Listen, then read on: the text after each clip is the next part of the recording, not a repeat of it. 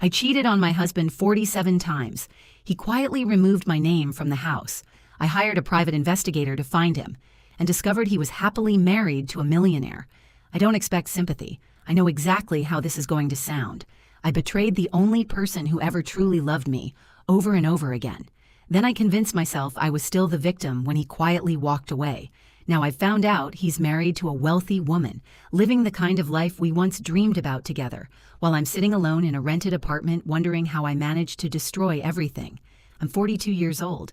Tonight marks roughly my 430th dinner alone. The apartment I rent is small, outdated, and never really feels like mine. It still carries the smell of the previous tenant's cooking, no matter how many candles I burn. Every night I sit at the same tiny kitchen table, scrolling through old photos I should have deleted years ago. An hour ago, I got off the phone with a private investigator. His exact words were, "Your former husband remarried last year." I asked if he looked happy. The investigator laughed softly before saying, "Ma'am, he looks very happy."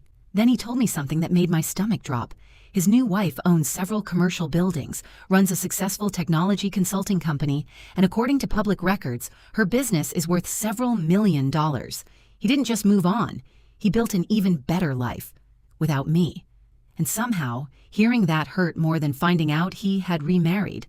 Maybe because I always believed he'd spend years mourning our marriage. Instead, it seems I was the only one stuck in the ruins. Here's the part everyone will judge me for. I cheated. Not once, not twice, 51 times. Yes, I counted. That sounds insane, I know. Halfway through those years, I started writing everything in a journal: names, dates, hotels, excuses. Sometimes I'd even rate how guilty I felt afterward. Looking back, I think I was documenting my own destruction without realizing it. Reading those pages now makes me sick. The man I betrayed was named Owen Mercer. We met when I was 25 and he was 28. A mutual friend invited us to a charity fundraiser neither of us wanted to attend. I almost left early. Instead, I met the quiet man who spent 20 minutes helping an elderly volunteer carry folding tables instead of trying to impress everyone in the room. That was Owen. He wasn't flashy. He wasn't loud. He wasn't exciting in the way I thought I wanted. He was dependable, patient, thoughtful. The kind of man who remembered every birthday, fixed things before they broke, and always made sure my gas tank was full before long trips. We dated for 3 years before getting married. By the second year of marriage, we'd bought a beautiful 4-bedroom house together in a growing suburb. I remember walking through the empty living room with him, imagining children running through the halls one day. I honestly believed we'd grow old there. People always ask if there were warning signs. The truth? There weren't. Not on his side. Our marriage wasn't abusive. He wasn't controlling. He wasn't distant. He didn't gamble. He didn't drink. He wasn't unfaithful. He loved me with a consistency I eventually mistook for predictability. That was my first mistake. I started chasing excitement instead of appreciating peace. The first affair happened during a work conference. A coworker flirted with me over drinks. I remember telling myself it would only be one night. No one would know. Nothing would change. That lie became the foundation for every terrible decision afterward. One affair became another, then another, sometimes months apart, sometimes 2 different men in the same month. I became frighteningly good at lying. I had burner messaging apps, secret email accounts, excuses ready before Owen even asked questions. He trusted me so completely that I rarely needed elaborate lies. His trust made my deception easier. That's a sentence I'll regret writing for the rest of my life. The strange thing is, I never wanted to leave him. I wanted the stability of my marriage while chasing attention from strangers. I wanted consequences for everyone except myself. Looking back, I barely recognized the woman I became. Friends complimented our relationship. My parents called Owen the perfect husband. He cooked dinner several nights each week. He surprised me with weekend trips. When my mother became ill, he drove her to appointments while I claimed I was too busy at work. Meanwhile, I was sleeping with men whose last names I barely remembered. The affairs continued for almost 5 years, 51 betrayals, 51 chances to stop. I never did, until one Tuesday afternoon. Owen came home from work carrying a slim folder. He wasn't angry. He wasn't shouting. He wasn't crying. He simply asked me to sit down. He placed the folder on the table. Inside were documents from an attorney, along with printed photographs, hotel receipts, phone records, bank statements, screenshots. He knew everything, or at least enough. I started crying immediately. I tried every excuse imaginable. It didn't mean anything. I was confused. I was depressed. I still love you. He listened without interrupting. When I finally stopped talking, he quietly said something I'll never forget. You spent years making choices. I spent years preparing for mine. Then he explained something that completely stunned me. About 18 months earlier, after confirming enough evidence, he'd met with lawyers and financial advisors.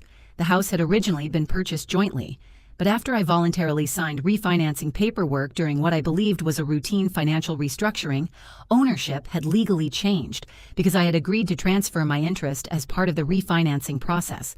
I hadn't bothered reading the documents carefully. I trusted the process. Ironically, it was one of the only times in our marriage that I trusted anything. Everything had been legal. Everything had been documented. He wasn't stealing the house. I'd signed away my ownership months earlier without paying attention. He stood up. I've already rented you an apartment for 60 days. I paid the deposit. After that, your life is yours. Then he walked out. No screaming, no revenge, no insults, just silence. The divorce moved quickly. He asked for almost nothing besides his peace. I assumed he'd eventually come back. I thought loneliness would bring him around. Instead, he disappeared. He deleted social media, changed his phone number, sold the house less than a year later. Nobody knew where he'd gone, or if they did, nobody told me. For nearly 2 years, I obsessed over him. I dated casually but compared every man to Owen. None measured up. Eventually, curiosity became obsession. I hired a private investigator. I wanted to know whether he was miserable, whether he'd gained weight, whether he regretted leaving. Instead, I learned he'd rebuilt everything. Apparently, he'd relocated to another state, started a property investment company, met an entrepreneur during a charity event. They married quietly. No dramatic wedding, no public announcements, just a new beginning. The investigator even mentioned they sponsor scholarships together. That detail hurt more than the money because it sounded exactly like the kind of future Owen always wanted, one where his life actually meant something. I just wasn't part of it anymore. So here I am, 42, single, living in a place that never feels like home, reading journals filled with the evidence of my own selfishness. I keep wondering whether there's a version of my life where I stopped after the first betrayal. Maybe we'd still be together.